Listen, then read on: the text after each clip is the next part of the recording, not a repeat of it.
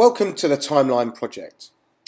So in this project, what you're going to do is you're going to create a timeline of all the work that you've done in your year, this year.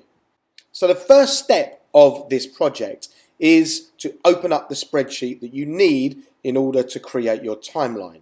Log into your Google account and then go to Google Classroom. When you get to Google Classroom, you want to search for this assignment here, Year 5 Timeline Project.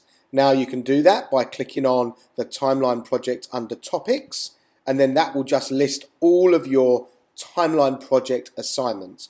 As you can see, there's only one at the moment. We can go back to our main feed by clicking on the arrow in the corner.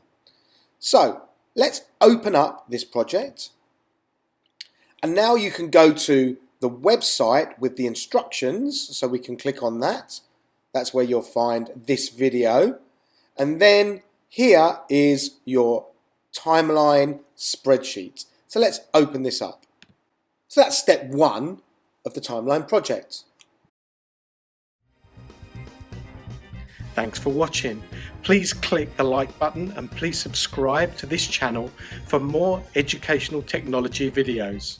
Until next time, goodbye.